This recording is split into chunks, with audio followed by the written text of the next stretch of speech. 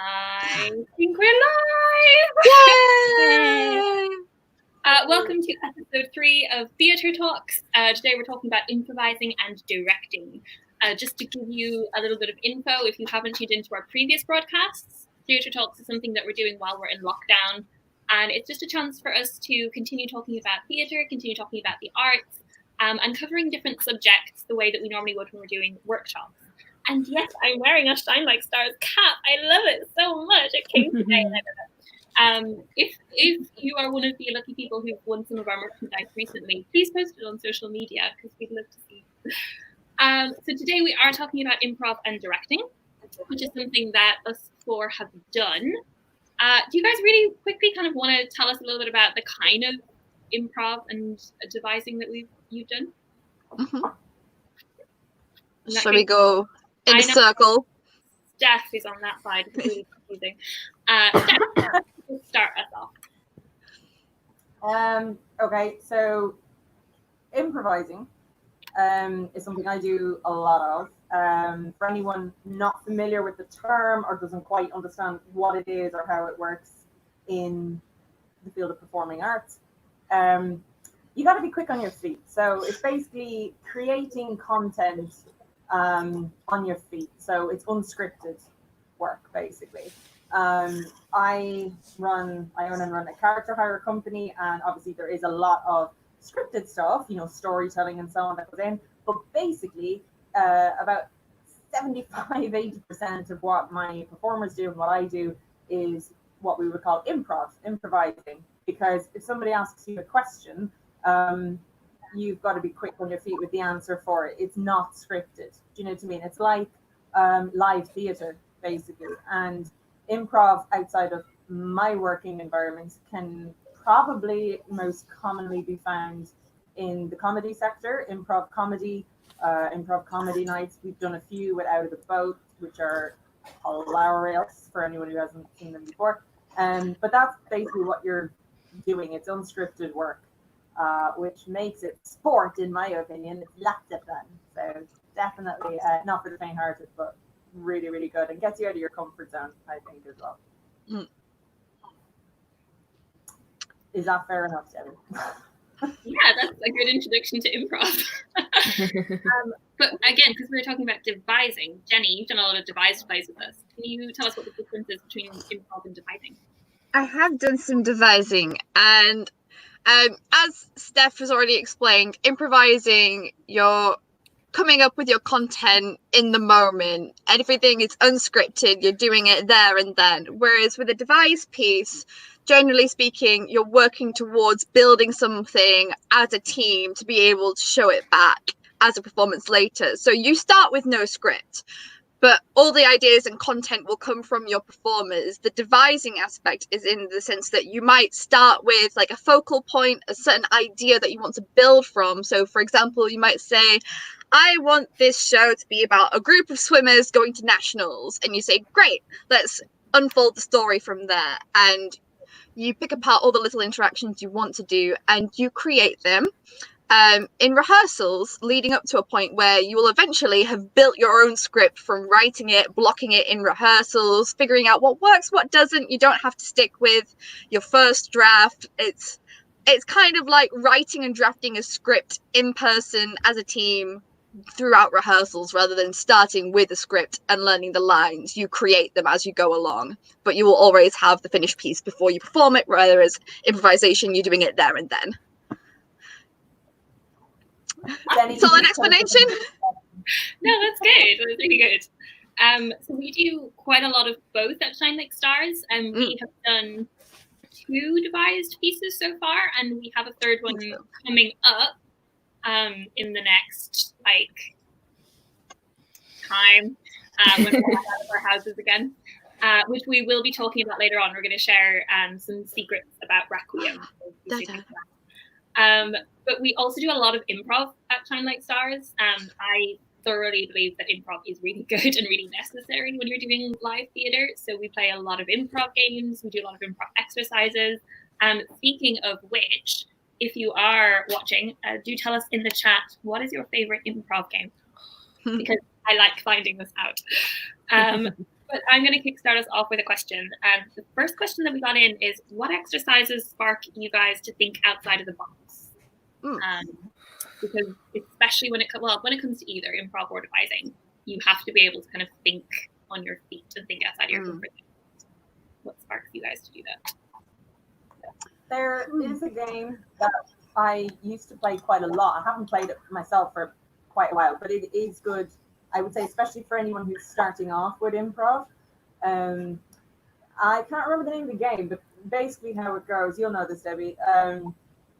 Point at things, objects, people, anything in your surrounding, and call them anything else except for what they actually are. So if you point at a traffic light and you call it a lamppost or a lampshade or a dinosaur, anything that it isn't, basically. And the quicker you can do it, the more it's kind of getting your brain to just kind of be that bit more prepared for just basically making it up as you go along, which is the ultimate definition of improv.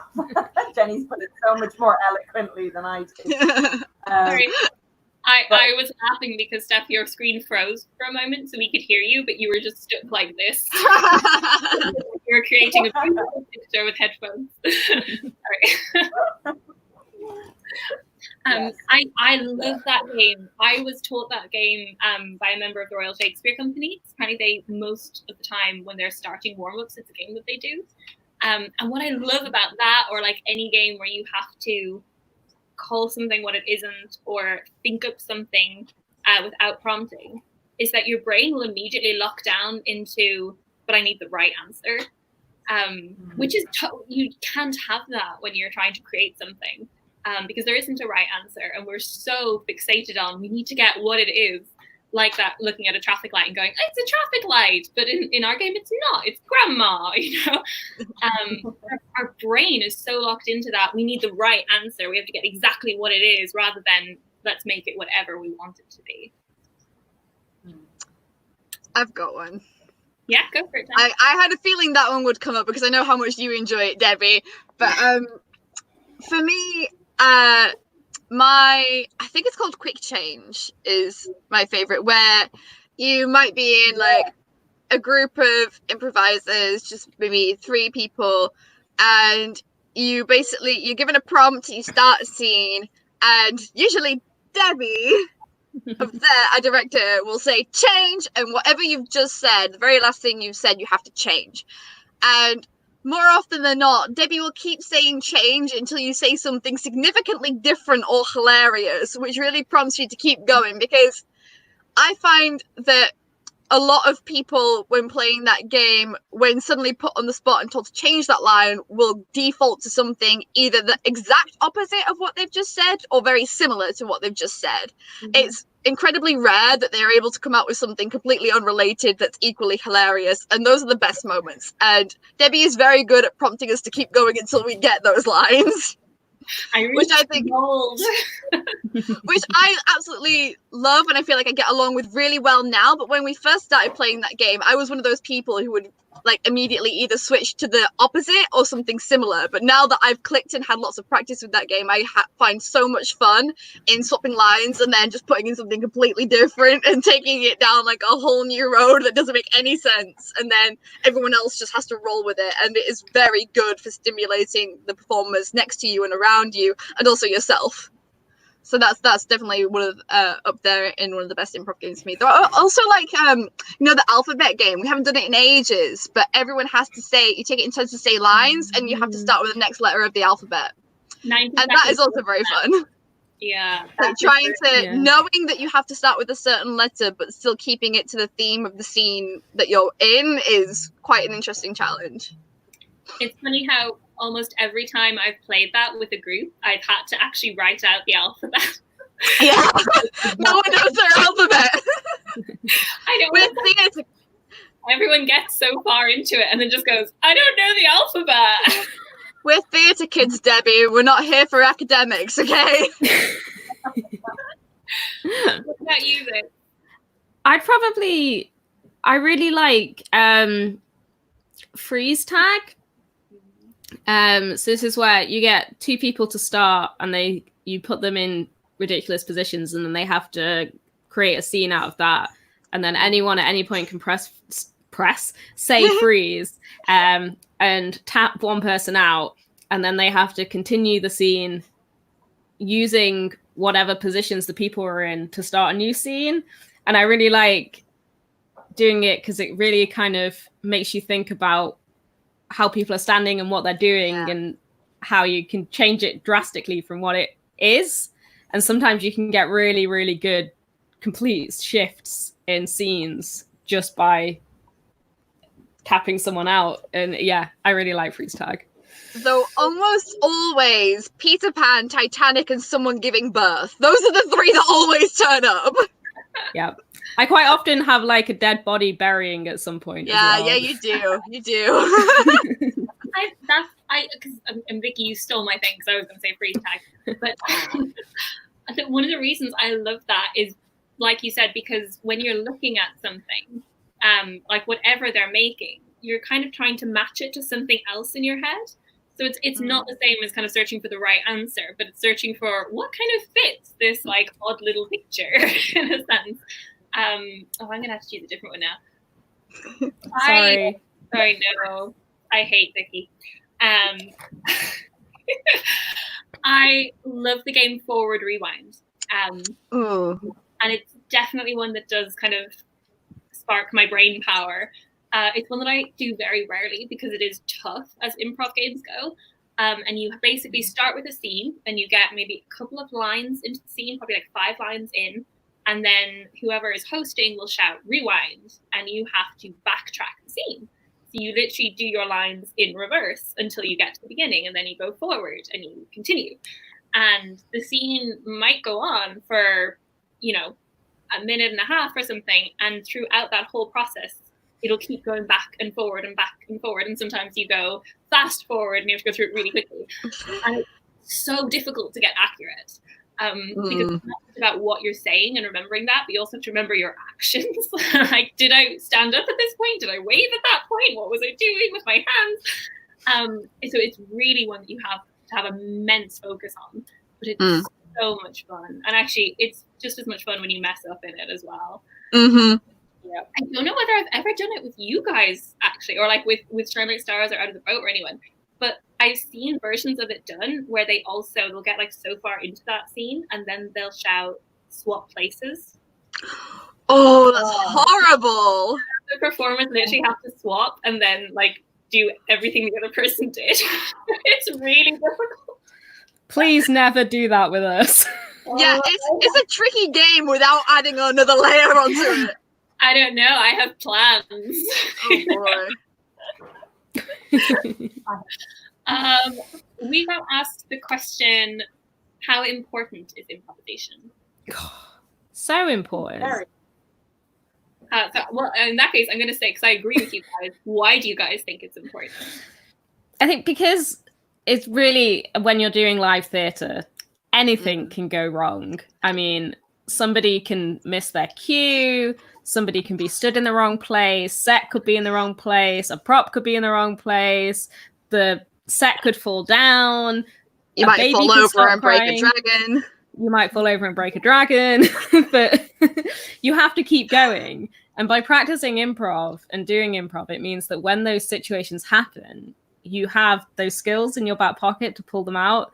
So if someone doesn't come on, you can keep the scene going whilst you're waiting for them to come on. If there's a prop missing, you can cover it. And by being good at improvisation, it means that the audience will never have any clue that anything went wrong unless they've seen the production multiple times, because you've covered it. And I think it takes the stress out a little bit, especially for me, when I know that I'm doing a show with people who I know are really comfortable with improv. Like when we did Hook, like all of the adults were fantastic at improv. And the 2 kids that we had, Meg and Sam, I also knew. We had 3 kids. We had Hannah as well. Oh, and Hannah. Oh, sorry, Hannah. The 3 kids we had. We're all also good at improv. And it was just, there was so much more just like a relax doing it, because we knew that if something went wrong, we'll cover it, it'll be fine. And I even did completely fall over at one point. Debbie missed it. It was hilarious. and I got a massive bruise on my leg. But I just got up and we kept going. And I remember Steffi just being like, "Are you okay?" And me just being like, I cannot believe I missed that. I looked away to see the lights and you fell over. Yeah. The bruise on my leg was epic. But Yeah, they it was happen. Stuff something. happens. Face planted the floor right at my feet, and I had to get up like a second later and talk. Like, it looks like I'm just trampling over Vicky at this point. It's just not so bad. But you're okay, and the show went on. So. Meg asked us, have you ever improvised a whole show?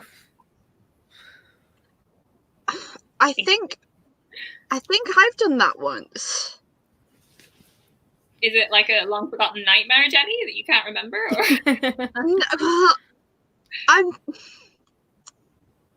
I feel like it was a short performance, and it was like little practice things we used to do,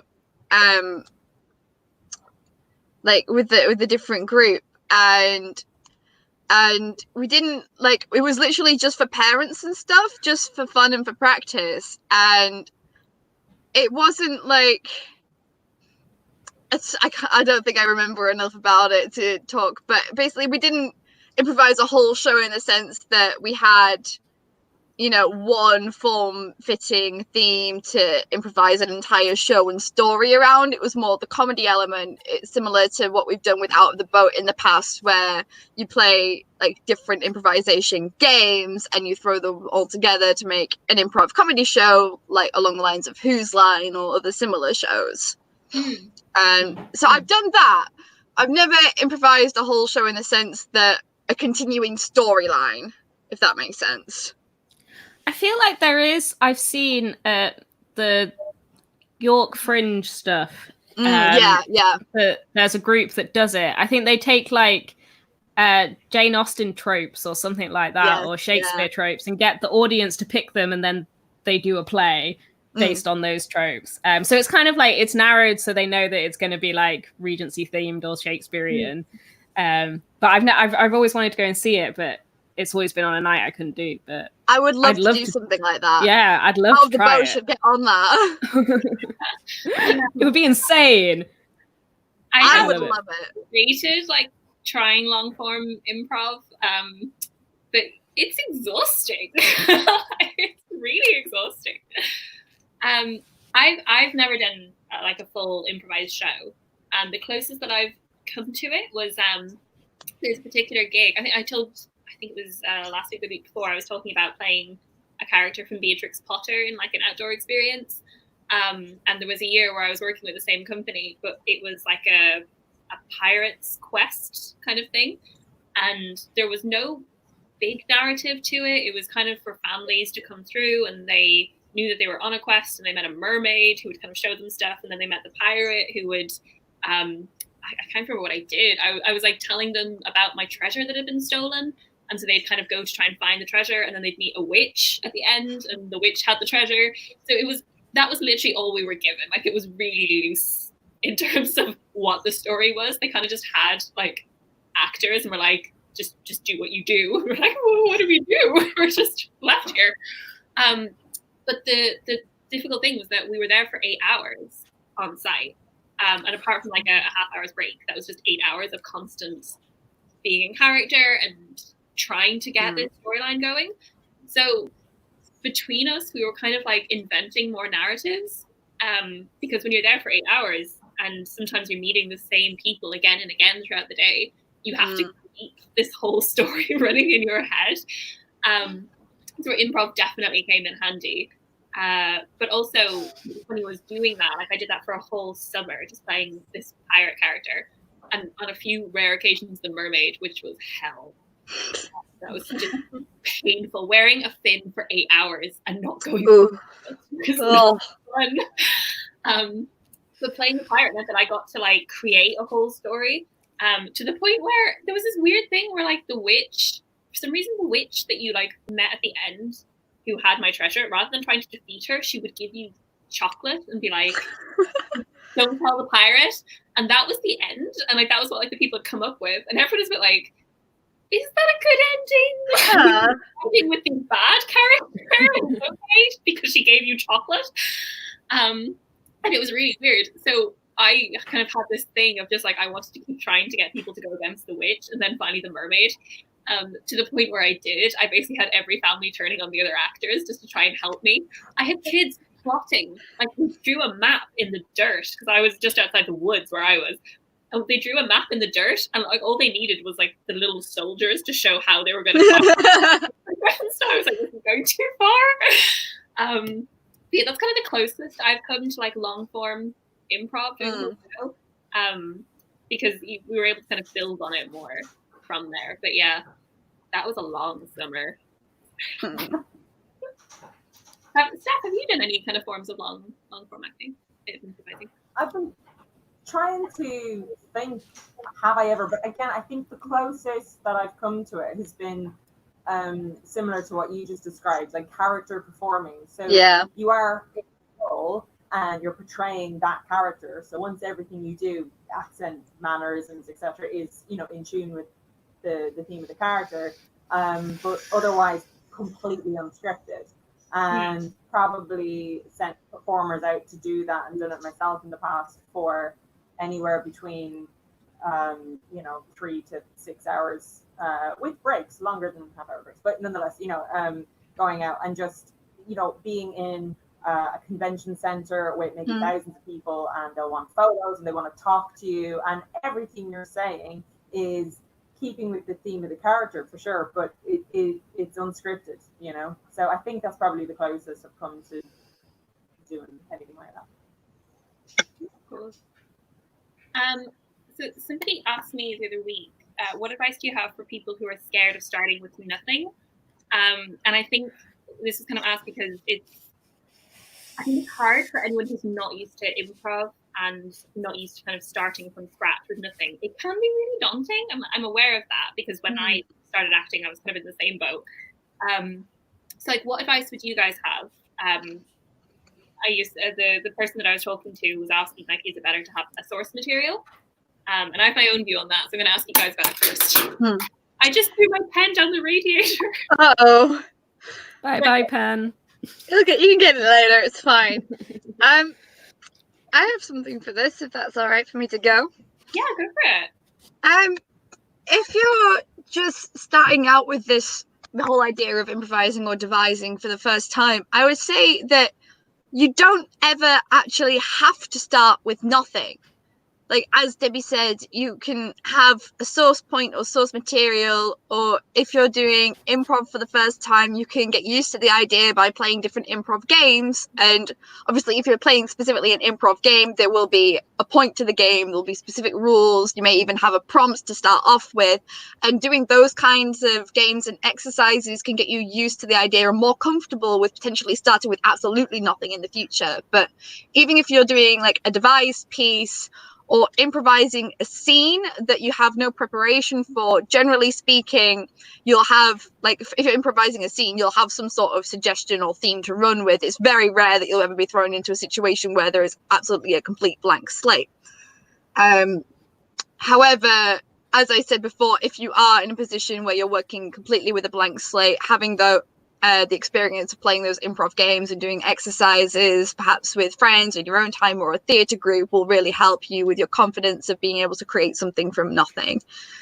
And as far as devised pieces go, if you're doing something by yourself and you're trying to like maybe devise a monologue or something, fantastic. Have an idea of the theme and the feelings you want to go with and run from there. That's usually a good starting point. If you know the feeling behind the monologue and the emotions you want to get across, that's usually quite a good springboard to start off with if you don't have a specific theme or idea in mind. In terms of building scenes together with a group, again, if you're devising an entire script, you'll have some sort of theme to run with. Or if you're just looking at the one particular scene, talk to your your teammates, your colleagues, your performers about what you want the outcome of the scene to be. And if you've got no ideas whatsoever, just start talking and see what sticks. Honestly, if you've got someone to bounce off of, just talk back and forth between the two of you until one of you says, hey, I liked that, and then you can use that as your starting point. Who else wants to have a go? Yeah, I mean, I think it's exactly what you said, Jenny. I'm racking my brains trying to think of what kind of scenario would give you a complete blank slate. Because with improv, and I've been in improv for years and years and years in various forms, you usually have some kind of a prompt. There's usually just thing, just to set the scene for you. And it depends on the improv game you're doing. For instance, we've done some improvised comedy nights for Out and About and so on. And those games, as you said, Jenny, they'll have kind of rules or some kind of a format. So it could be a game that gives you a little bit more to go on. For instance, there's a great improv game called Party Perks, where you've got someone playing the party host, and they're going to have usually about 3 party guests arrive, and the host plays the game by not knowing who these people are, and they will have some very, very, very bizarre personas. So it could be you are a waitress who's desperate to break into Hollywood. That's your persona. So you're trying to act that out, totally unscripted, but you're playing it. So there's something just as an idea to say, it's completely unscripted. It's improv, sure, but it's set the scene for you, but then I've done improv games where we've literally been given the bare minimum. So again, it's given the prompt rather than like just nothing, but it's been a bare minimum prompt. So for instance, 2 fellow actors I was working with many years ago were told, that's your, they just had like 2 classroom seats, and they were just told, that's your bench, sit on it. And I just want you to demonstrate opposite. That's it, just opposite.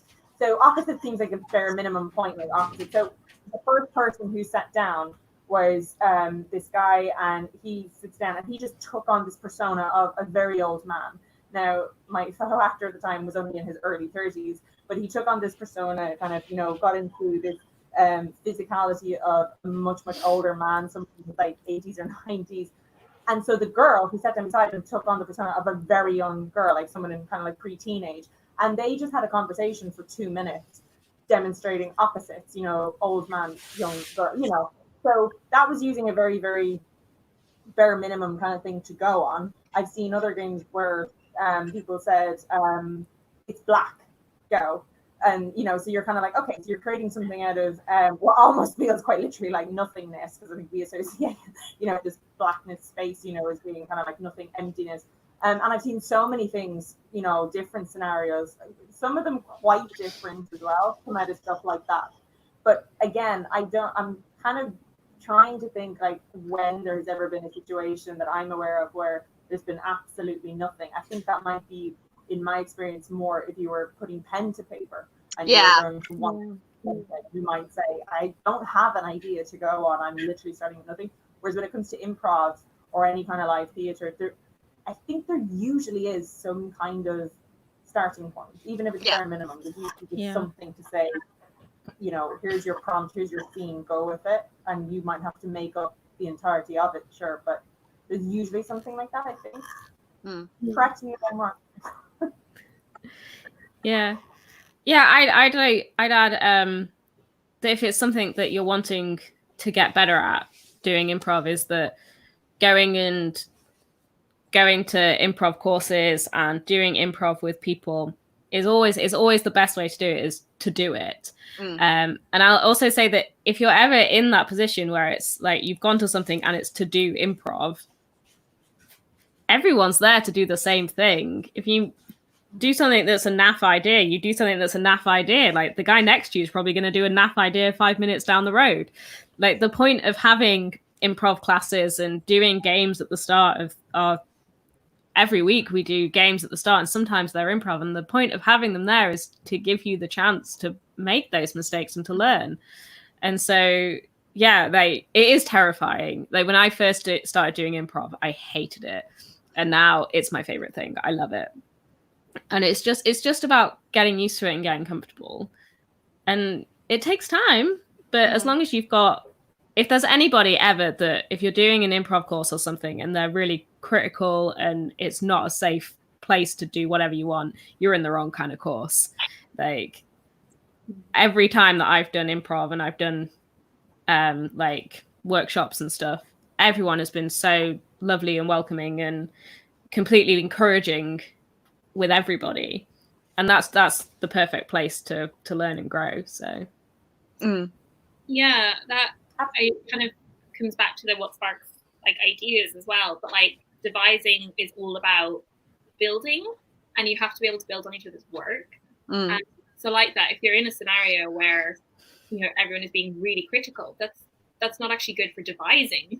Anyway, there's an exercise, if you've worked with me, then you've probably seen me do it, but it's all about the yes and method, which is like the base of improv. So the usual scenario is that you go on a picnic with somebody and the first person has to offer something. So they'll say like, hey, I brought a tuna sandwich, and the next person has to respond first and foremost with no. So they have to turn down the offer and then offer up something else. And then the first person has to respond with no, and they turn down the offer, they have to offer up something else. And the idea is that when you kind of do this for 5 minutes and then say, did you get a story? No, it's really hard to get a story when anything that you try to offer is being refused. And that works in the same methodology with like yes, but, which I often call like the British no. Yes, but is just saying no in like a politer way. But by saying yes and to something, so if Vicky says, hey, I brought a chocolate cake, and I go, yes, and I brought the frosting, and she goes, yes, and I brought the candles, and I go, yes, and I brought the edible flame. We've become arsonists, but also we've got something to build on. And that is really like, that's how you start growing in devising. You have to be able to take an idea somebody's got and run with it. And actually, that kind of ties into one of the other questions we got, which is, has there ever been ideas that didn't work? Which I would just kickstart things to say, yes, of course. And especially when it comes to devising. I mean, if you're doing an improv scene and something doesn't work, yeah, it can become a bit awkward. At least if you're in a rehearsal, it doesn't matter as much.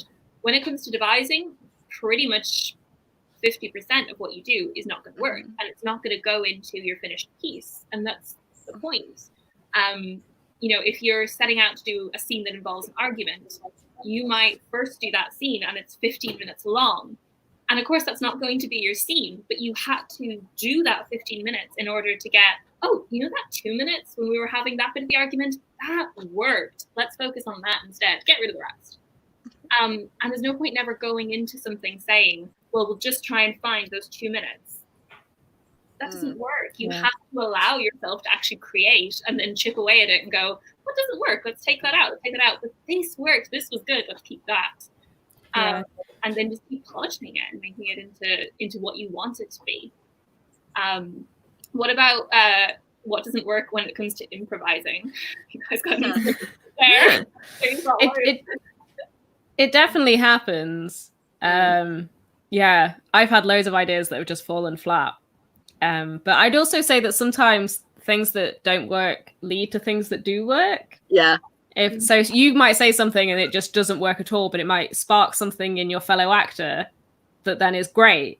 So yeah, like I've definitely had that where I've said something and it's been rubbish, but then it sparked something in somebody else and they've come back with a brilliant continuation, and then everything's been fine. Yeah, definitely happens though.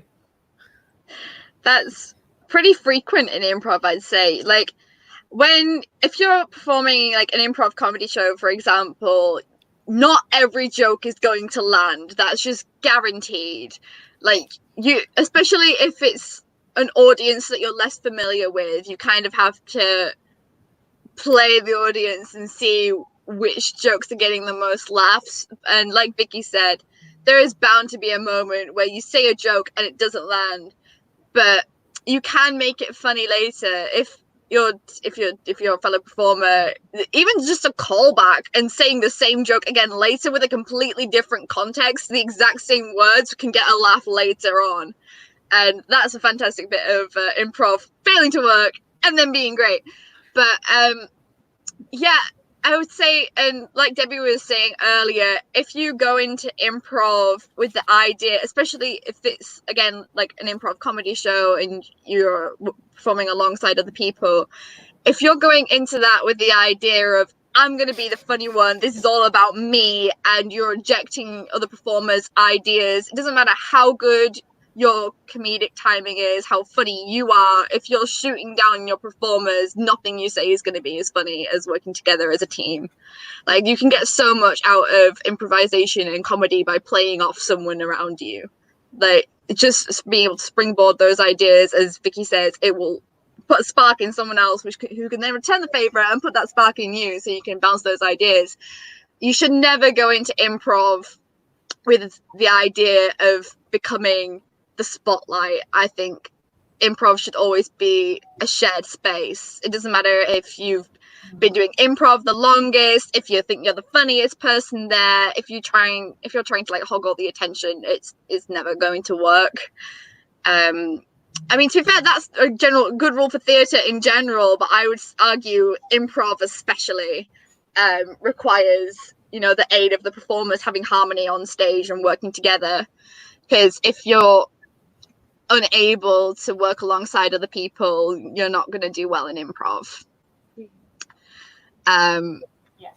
So yeah, that would be my main piece of advice, is if you want your improv to work, you have to be prepared to work with and alongside other people, and if you're devising things, you need to be able to have those discussions about what you think works and doesn't work without being constantly criticizing. Like, constructive criticism is great, fantastic, but it really needs to be constructive. You can't just be shooting down another person, because then your chemistry is never going to work and you're never going to get a solid idea.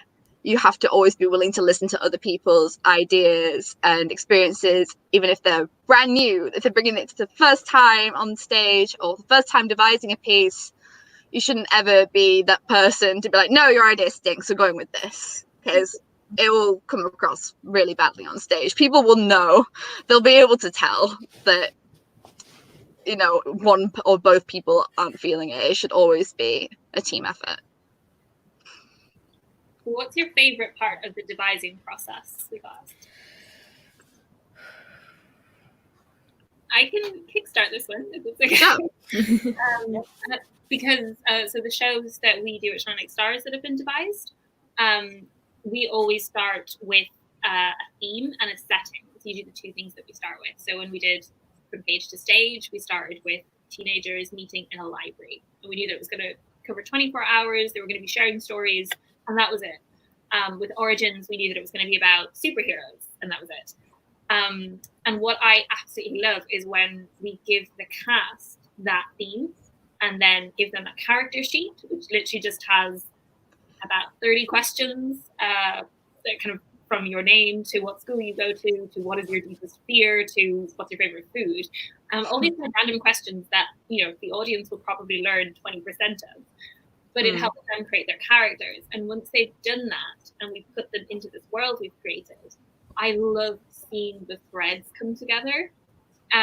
Because, you could have 12 people that have just created these new characters, and you sit around and just go, okay, so where do you go to school? And they say, oh, I put down I go to private school. Oh, you put down you went to private school. Well, there's a link. You two might know each other. Maybe you're friends, maybe you're enemies. Somebody puts down that they're getting bullied, and somebody goes, oh, I'm a bully. And they're like, okay, well, that's the person you're bullying.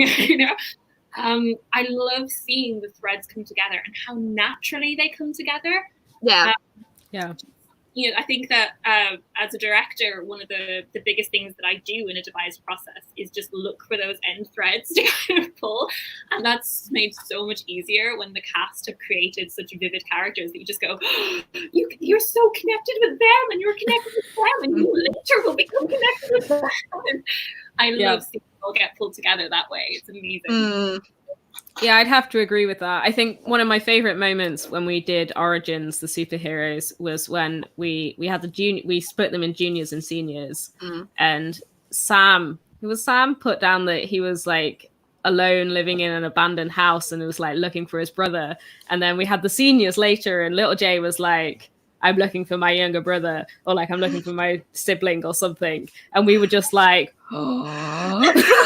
And it became like this like overarching story, like that Sam was looking for his brother and little J had this haunted past. And like it came all the way down to like they didn't properly meet until the very last scene.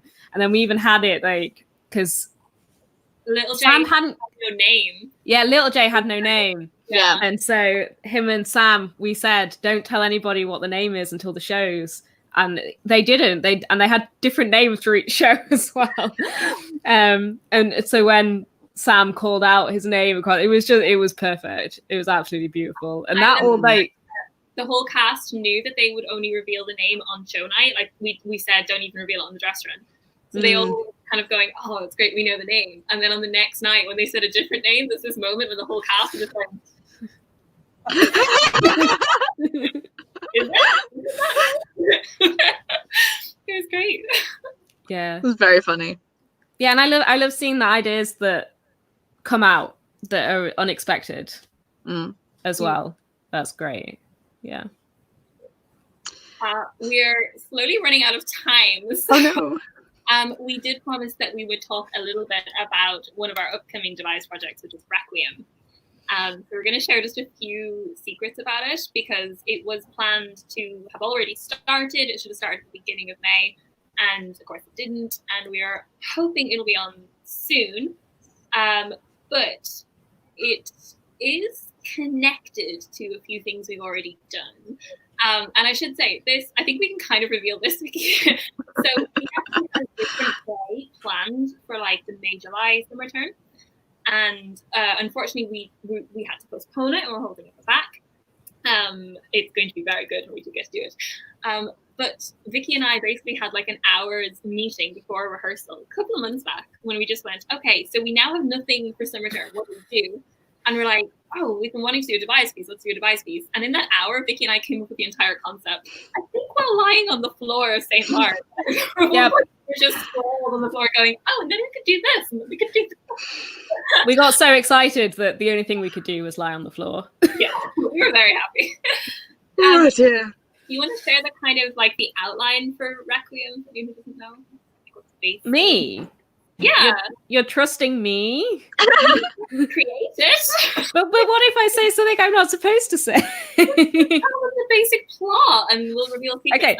So the basic plot is that our cast are a group of teenagers, either like they're kind of troublemakers, they've been caught by the law, they've had to go to juvie or something, I don't know, or they're kind of looking for some good community service to add to their university applications, or maybe they're just bored on a Saturday, and they've all kind of either been signed up or voluntarily signed up to assist in tidying up a disused theatre.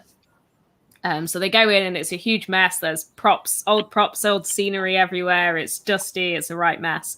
And we see them kind of left there for an afternoon or a day to just tidy up.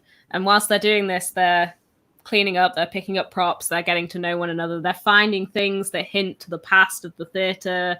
And it's all very kind of like all set in one place, which as a backstage manager, I love.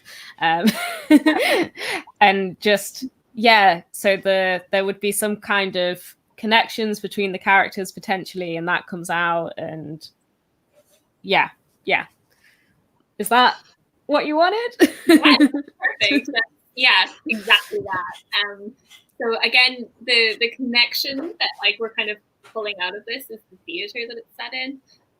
Because as I'm sure most fans of Shine Like Stars know, that we've had several shows that have been set in the theatre, and particularly this one theatre, in fact. There's a reoccurring theatre in our shows known as the Grand Theatre, and there may be a link with Requiem somewhere, where, you know, some kind of sign, and in fact the janitor looks a bit familiar and stuff. There are a lot of connections, and when we come to doing Requiem, we'll be able to kind of share them more insightfully with the cast. But yes, so it is definitely set in the same universe as Showtime and the Director's Cut and other things. And unfortunately, we are going to have to stop there. So, because we're going on too long, I know. But we are so excited for when we do get to do Requiem. And tune in on Friday. Me and Vicky and Steve and Mandy. I said that like I don't know who you are. And Mandy are going to be talking about directing on Friday. So do send us in any questions you have for that. But until then, we do have to stop now, unfortunately. So thank you guys so much for tuning in. If you have any more questions on improvising or devising, do still feel free to message us, and we will answer whether by email or by social media. Any last thoughts, guys? I have one last thought. Just if you're looking for something to practice your improvising out of a theatre setting, play D&D.